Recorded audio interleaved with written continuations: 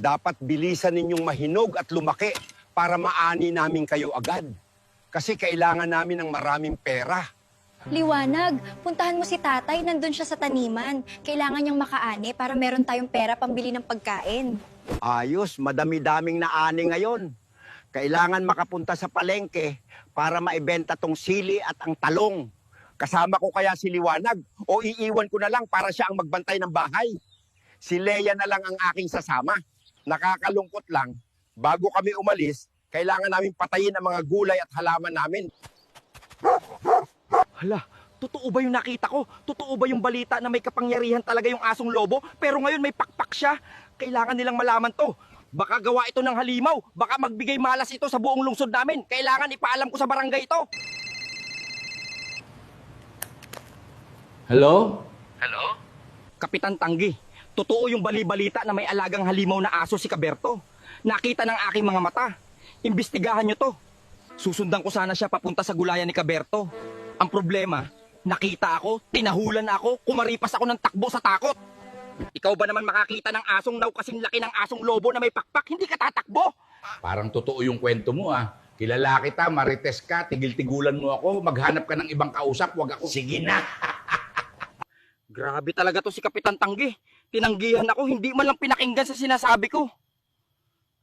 Anak, tara, samahan mo ako sa palengke at ibenta natin itong mga gulay. Huwag natin isama si Liwanag, baka manguryente na naman yon. Sige po, Tay. Magpapantalon lang po ako tapos tawagin ko lang si Liwanag na sa galaan siya. Nandun siya sa gulayan. O Liwanag, bantayan mo muna itong bahay at ang ating mga tanim, ha? Huwag kang lalabas ng bahay nang wala akong pahintulot. Tay, simula nung napunta sa atin si Liwanag, ngayon lang natin siya iniwan ba? Okay lang kaya siya doon? Hindi ako sanay na wala siya sa tabi ko. Huwag kang mag-alala anak, si Liwanag ay makapangyarihan.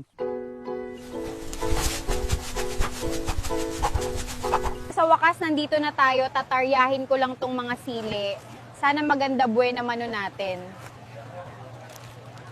Oh anak, nakikita mo na kung gaano kahirap ang tatay mo. Sinasama ka pa dito, hindi ka nalulugar dito.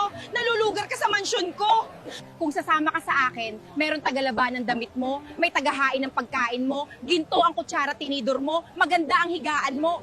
Nakakatawa naman yung sinabi mo, pera ko yung ginagamit nyo, binenta nyo yung lupa ko, ang lakas ng loob mong sabihin niya sa anak ko. Itong lalaki na to, yung kinakasama mo, kilalang mandarambong yan, kilalang sugalero. Pwede ba, Berto? Wala kang papel dito. Huwag kang mamakialam sa usapan naming mag-ina. Mamili ka. Nakahiga ka sa magandang kama na may gintong kutsara o natutulog ka sa banig? Bebe loves ko, huwag ka nang ma-high blood. Tara, dadalhin kita sa paborito kong lugar. San yan, Bebe Loves ko? Tara. Anong lugar ito? Ang daming ilaw sa labas. Parang masaya sa loob, ha? Excited na ako, Bebe Loves ko. Kukunin ko lang ang lahat ng pera mo, pagkatapos kong lustayin, iiwang kita. Tingnan mo to, Bebe Loves. Ito yung sinasabi kong negosyo ko. Maglalabas tayo ngayon ng 1 million. Tingnan mo, magiging 2 million yan.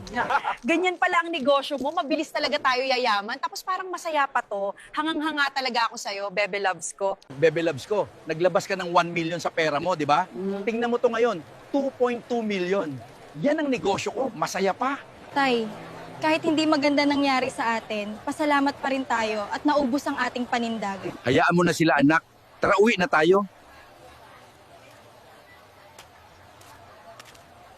Malapit na tayo sa bahay. Gutom na ako, kamusta na kaya si Liwanag? Kaya nga eh. Ano kaya ginagawa niya?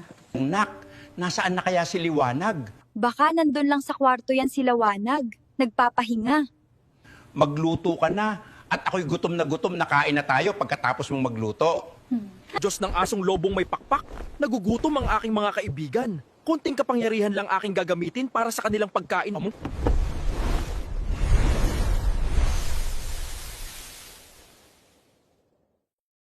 Anak, punta ka dito sa kusina. Tingnan mo dali.